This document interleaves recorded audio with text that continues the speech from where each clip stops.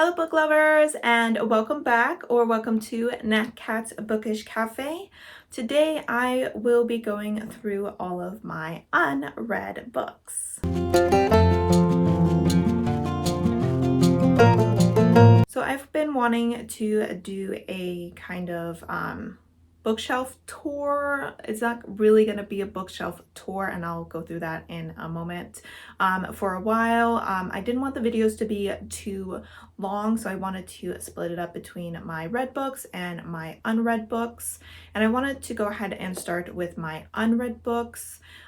You'll see this after my birthday, but right now it is still before my birthday, and I wanted to do this before my birthday and Christmas because I will be doing hauls for those two events, and I just didn't want it to be a little bit repetitive. So right now I'll go through all the books that I own now, and then you'll be seeing the books that I'll be gaining over the next couple of months. I don't have too many unread books. I have my book cart, and then I have my two floating shelves, which is why it's not really going to be a shelf tour. I'm going to go ahead and give you a video of the shelf, but I would have to stand on like a swivel chair and try to hold the camera while filming that, and that's just like a dangerous situation. So I'm going to use this as an opportunity to dust my shelves and take all the books off and go through them while I'm standing here. I will take you down to my cart so I don't have to take all of those, but I'll go ahead and bring it around here, and then we'll drop down a little bit lower. That's just kind of how I figured it would work out best. But without further ado, I will go ahead and start with the cart, and then we'll move on to the shelves. All right, guys, we will go ahead and start on our top row here. This is where I usually keep books that I want to get to soon. So these two are from my 5-star prediction, and these are on my TBR, my current TBR, except Evicted. If you've seen my winter TBR video, I'll go ahead and post that up there. I did go ahead and move this from my other nonfiction just to keep it here at the front of my mind. But the first book that we have here is a bind up. It's called The Inheritance Trilogy by N.K. Jemisin. So this is 3 books. It's not one ginormous book. My 5-star prediction is for the first one, which is 100,000 Kingdoms. I am very excited to finally be getting to another N.K. Jemisin book. I really enjoyed her Dreamblood duology, and I'm excited to explore more of her world. The next book is a queer book, a fantasy written by an Indigenous author. It seems to have a lot going for it that I will really enjoy. That is The Witch King by E.H. Edgman, and I'm very disappointed in myself that I have not read this yet, but my TBR hasn't quite allowed me to put it on my TBR yet, but I am super excited and am hopeful that I'll get to it in the next few months. So these next 2 books are on my TBR. I will go ahead and direct you to my November TBR to see more about those. One of them is a queer YA contemporary with a trans rep, and the other is my nonfiction that I am definitely not making enough progress in, but the first chapter was very difficult to read, and I've been a little too busy with my other reads to get back to it. Now, the next book is also on my November TBR. I don't know if this will come out before or after my wrap up, so I don't know if you all have heard about it. But The Iron Widow, I had a prompt where I had to choose a fantasy with a main character who had a disability.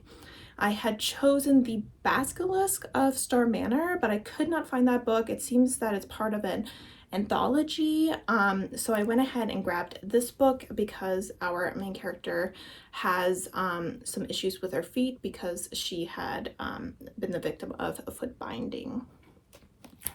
I'm very excited to read this book. I feel like I heard that there was polyamory in this book, or am I mistaking this with another one? Either way, I'm pretty sure it's super queer. We have a strong female lead, and I'm super excited to get to it. And then of course we have Evicted, and I feel like the lighting is like very bright, so I hope you can see that okay.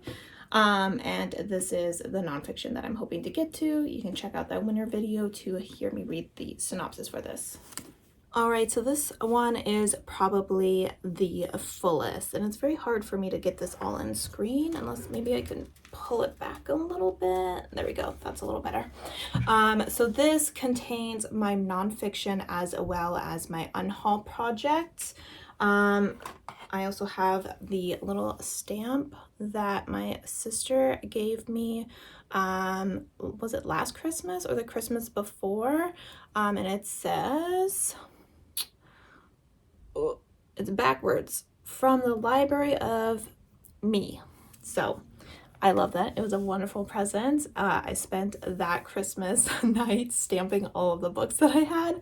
I also have a couple stickers in here that I was hoping to add, but they are unfortunately too big. So they are just going to sit here until I figure out what to do with them. So as far as my unhaul project goes, I've only read one of them. I selected 6, but I still have the Glass Palace.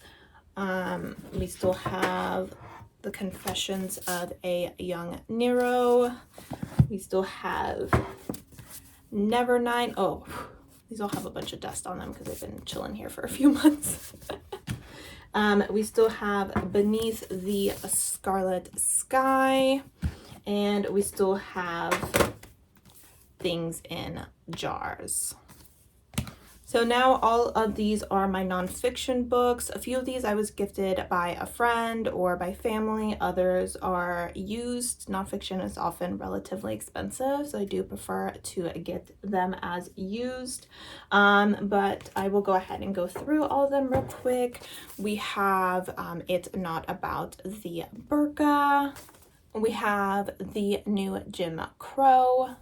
We have The Unjust Society, which was honestly very much a cover buy. I thought this was a very interesting cover. We have The Ethics of Invention, Technology, and the Human Future. We have The Scramble for African Oil, Oppression, Corruption, and War for Control of Africans' Natural Resources. This was actually a book that I got for a class, and I dropped the class and I never returned the book. So this was very expensive, and so I was like, I'm not just going to get rid of this. I'm going to read this book because it is an expensive textbook that I forgot to return and was then not able to. We have When They Call You a Terrorist, a Black Lives Matter memoir. There's like dust on like so many of these. Ugh, now it's in my eyeball. So we have The Empire of the Summer Moon. I believe I got this at a library yard sale. We have Everything You Need, You Have. This is a self-help book that my aunt gave me. I don't read a lot of self-help books, but you know, I'm willing to give anything a try. We have Desert Kingdom, How Oil and Water Forged Modern Saudi Arabia. This is the other book from that class that I dropped and that I did not return. I think I mistook these books were for another class because I was taking some sort of environmental class. So I was like, these are for that. And then too late in the quarter, I realized that it was in fact not for the class that I kept, but the one that I dropped. But they sound like interesting books, so I'm still excited to go ahead and read them. And the last one is Dracula, Prince of Many Faces. I do not know how accurate this book will be. I did not like the book Dracula, but I did figure it would be kind of fun to read this nonfiction book kind of around October. So that is the second shelf. Let me know if you saw any nonfiction on there that you read and really enjoyed, or that you have heard really good things about, because I always struggle to figure out which nonfiction to pick up next. So I'd love to know your guys' opinion on those. All right, guys, so this is not the greatest angle, but we are now on the bottom shelf. I do have my Kindle down here as well. I don't own too many books on here, and I'm not gonna go through them because I'm too lazy to see what I do have on here, but it's not that many, to be honest. Down here we have mostly my math paperback romance books. I went through a stage where I was buying a ton of them, mostly because they were really inexpensive, but I stopped because I wasn't reading any of them. So I do actually want to go ahead and start on those to see if these are even books that I like before I start buying any more. But starting on this end, we do have a book that I am currently semi working on. I guess I should say I have it on pause. I did mention this in my end of year tag as well for why I am not working on this, but he's sitting down here out of sight, out of mind, until I am emotionally ready to get into that. And then starting over on this side, we have a Christmas Bride and Christmas Bow, however you say that. I'm wondering if this is two different stories in one book. Oh yeah, because there's epilogue right here in the middle. Yep, that's two different books. So it's two Christmas books. Maybe I should make sure I try to read at least one of them this December. Jumping to the other end, just because it's kind of similar, we do have another Christmas book, which is Snowball's Christmas. This is a book that I purchased at Walmart a little while ago because I saw it and I just couldn't say no because it has a kitten on it.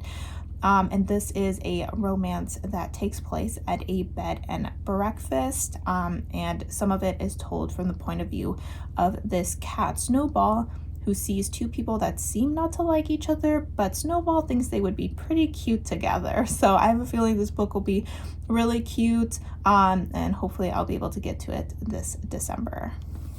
All right, the next book I think is the only one that's not like a historic one. It's J.R. Ward, which I think is a well-known author, aren't they? Are they the ones from that Brotherhood vampire book series? I can't really remember, but this is a Irresistible Bachelor. I cannot tell you why I got this book. I guess I was probably saw it for like 50 cents and wanted to give this author a try to see if I liked their writing before I jump into their massive series. All right, I know I said that was the only historical, but apparently we have another one that is not historical, and that is The Trouble with Vampires. I do like the occasional vampire romance, so I went ahead and picked this one up. Don't know anything about it, which is the same, by the way, for all of these books. Just a little bit of a heads up there.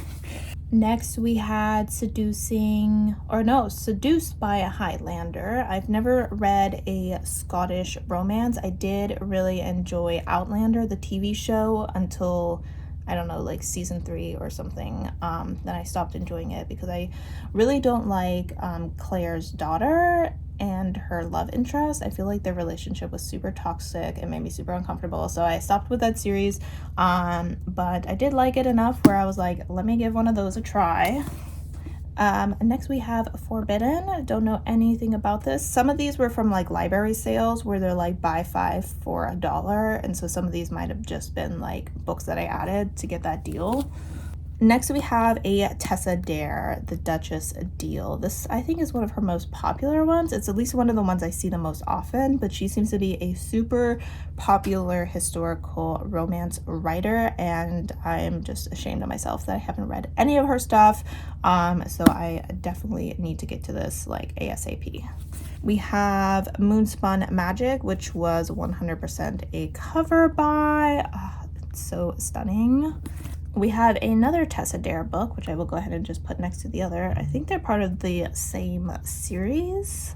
Next we have Gentle Rogue, and I'm trying to think if it was Riley Marie that I heard about this book from, but I heard it from someone, and one day I was in Value Village and I saw it, and it was like the clouds disappeared, the sun shone on me even though I was inside of a building, and I just had to snatch it up. I mean, look at this cover. She is stunning.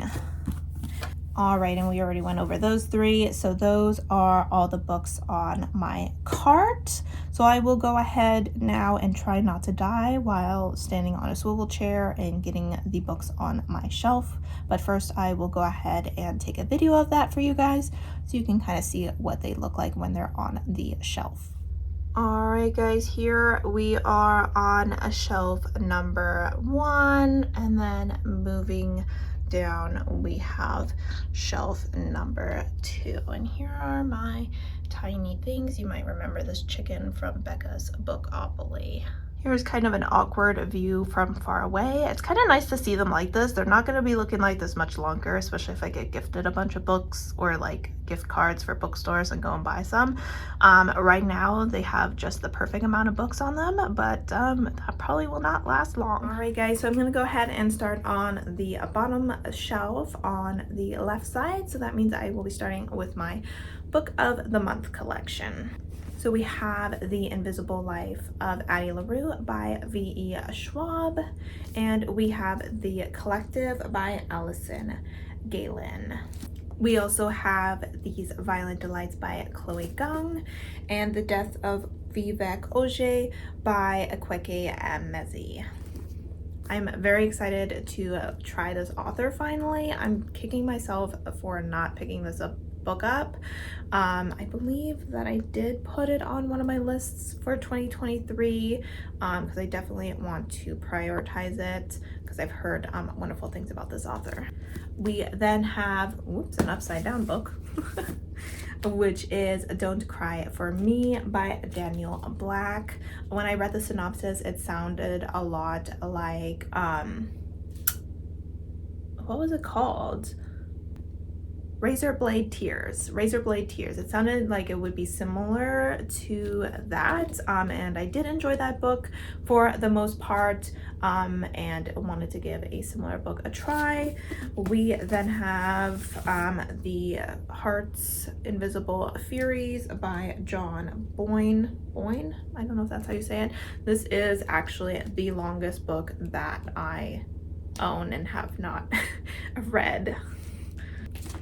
We then have The Sweetest Remedy by Jane Igaro, and we have Kaikei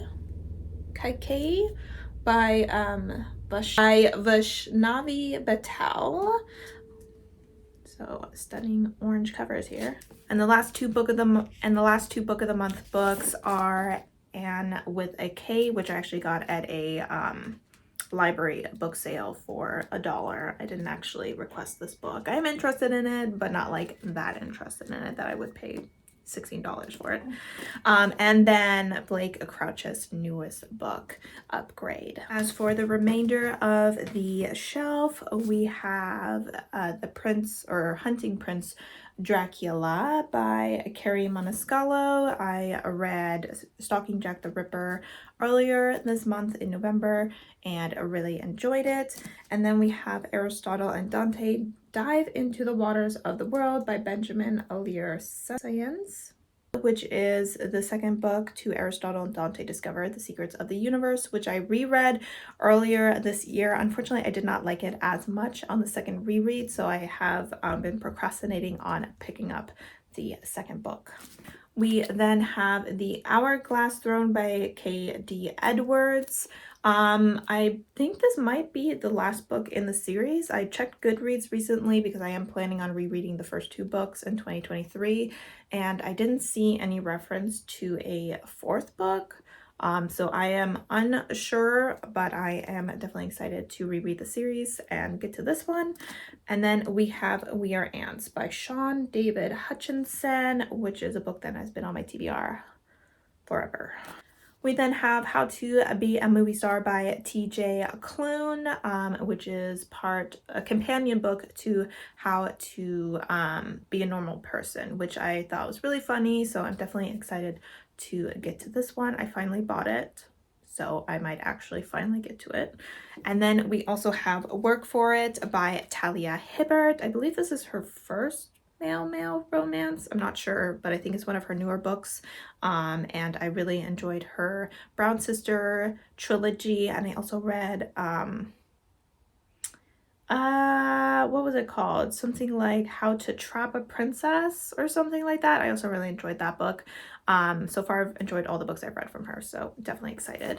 Next we have The Silence of the Girls by Pat Barker, which is a feminist retelling of some of the stories of the women who were present at Troy.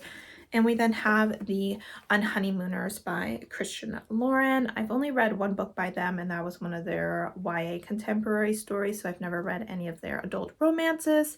I did have this on the TBR earlier this year, but I never got to it, and I wasn't too upset about it, but I'm going to go ahead and keep it for now to try out more of their work.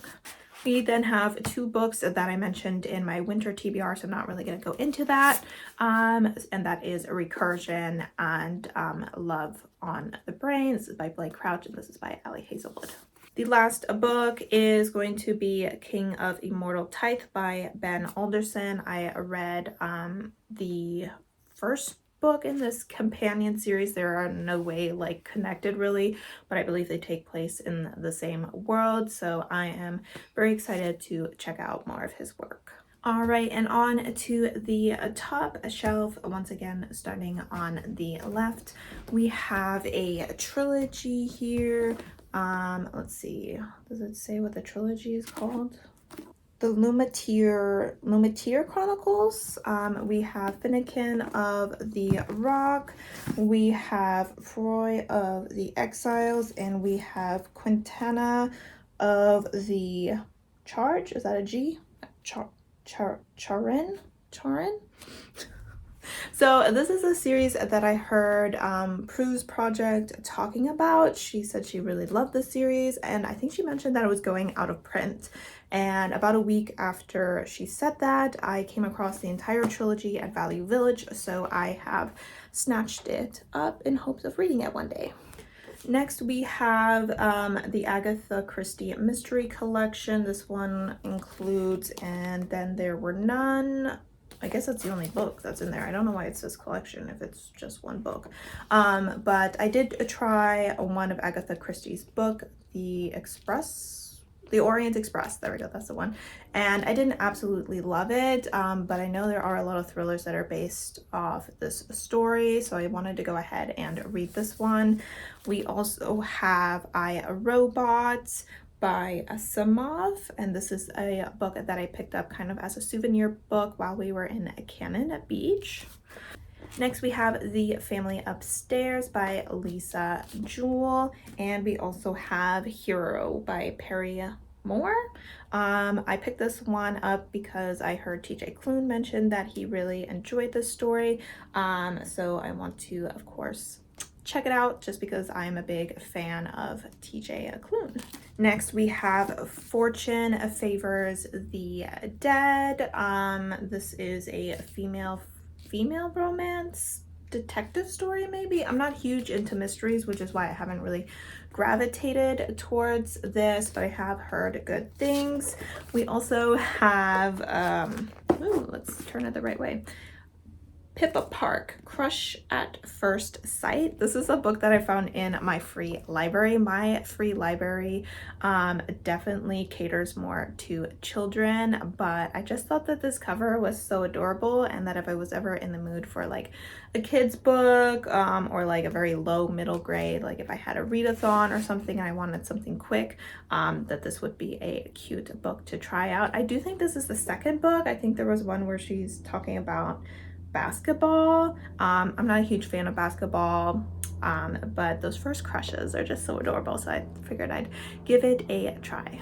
Next, we have The Bird King by G. Willow Wilson. This book made an appearance in my end of year tag. And then we have The Stone Sky, which I believe is it the third book? Yeah, it's the third book in the Broken Earth trilogy. I do know that I want to read all of N.K. Jemisin's book, and I found this book relatively cheap, so I went ahead and just snatched it up because I knew I would need it someday. Next, we have The Toughest Indian in the World by Sherman Alexie. And we also have Indian Killer by Sherman Oh, whoa. I just realized that these are from the same I was like, this is by the same author. Well, that's crazy. I think I got these both at like separate library sales, but it's kind of funny that I somehow managed to pick up the same author twice without even noticing until this very moment.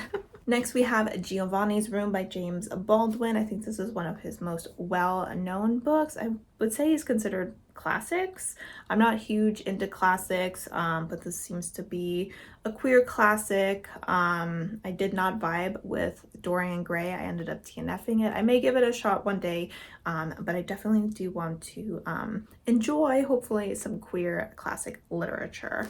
We also have The Phantom of the Opera by Gaston Leroux. I absolutely love the musical. I do not know if the book will be able to compare, but I definitely want to give it a shot.